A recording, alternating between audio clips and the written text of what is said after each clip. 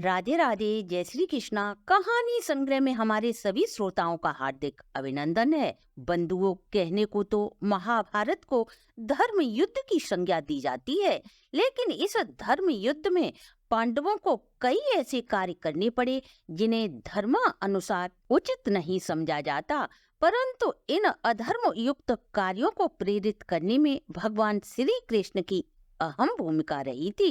भगवान श्री कृष्ण ने अन्याय और असत्य पर विजय प्राप्त करने के लिए धर्म की अलग ही परिभाषा गढ़ी और इन्हीं चालों के चलते महाभारत युद्ध में पांडवों को जीत हासिल हुई। आइए वे भगवान श्री कृष्ण के कौन से छल थे जिन्हें धर्म की संज्ञा दी गई।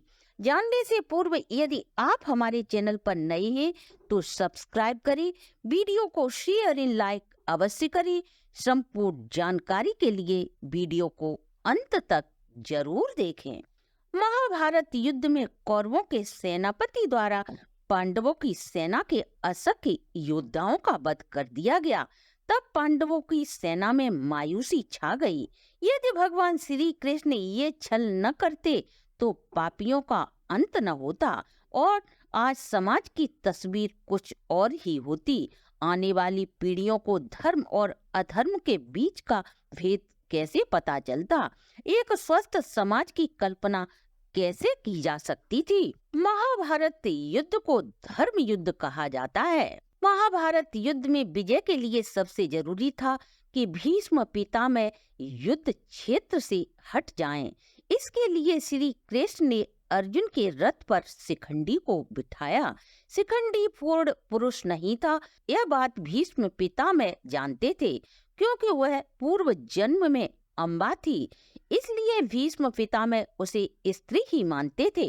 भीष्म की प्रतिज्ञा थी को वह किसी भी स्त्री पर हथियार नहीं चलाएंगे। इस प्रतिज्ञा का लाभ उठाकर भगवान श्री कृष्ण ने अर्जुन को प्रेरित किया कि वह भीष्म पितामह को बाणों की सैया पर लिटा दें, और अर्जुन भगवान श्री कृष्ण का इशारा पाते ही ऐसा ही करते हैं।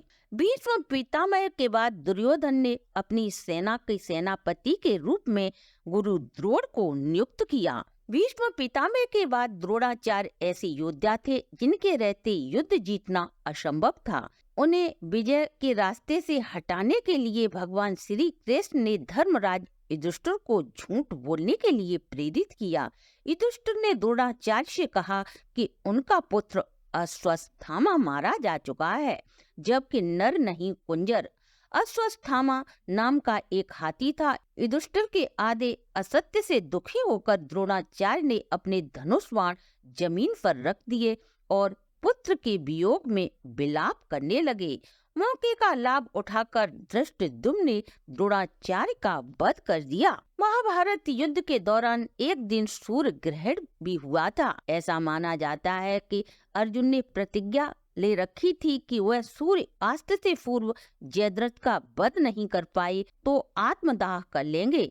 अगर ऐसा हो जाता तो पांडवों की हार हो जाती। इसलिए युद्ध के दौरान श्री कृष्ण ने अपना सुदर्शन चक्र सूर्य की ओर छोड़ दिया, जिससे सूर्य की रोशनी छुप गई और सभी को लगा कि शाम हो चुकी है। जबकि यह ग्रहण जैसी स्थिति थी। उत्साहित जयद्रथ अर्जुन को आत्मदाह के लिए प्रेरित करने लगा। इसी बीच भगवान श्री कृष्ण ने अपना सुदर्शन चक्र सूर्य की ओर से हटा लिया और सूर्य निकल आया। भगवान श्री कृष्ण का इशारा पाते ही अर्जुन उसका वध कर अपनी प्रतिज्ञा को पूरी करते हैं। भगवान श्री कृष्ण ने चौथा छल उस समय किया जब कर्ण कौरव सेना के सेनापति बने और अर्जुन से युद्ध के लिए आया। कर्ण के रथ का पहिया जमीन में धंस गया, जिसे निकालने के लिए कर्ण ने अपने धनुष बाण रख दिए।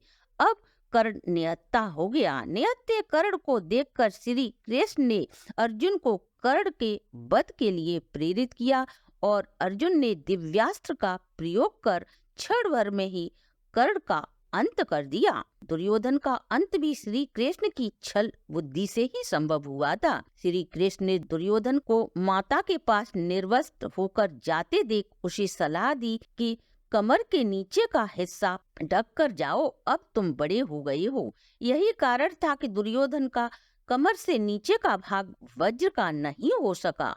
भीम के साथ जब दुर्योधन का युद्ध हुआ, तब श्री कृष्ण ने भीम को सलाह दी कि कमर के नीचे के हिस्से पर वो प्रहार करें, जबकि यह धर्म नियम के विरुद्ध था।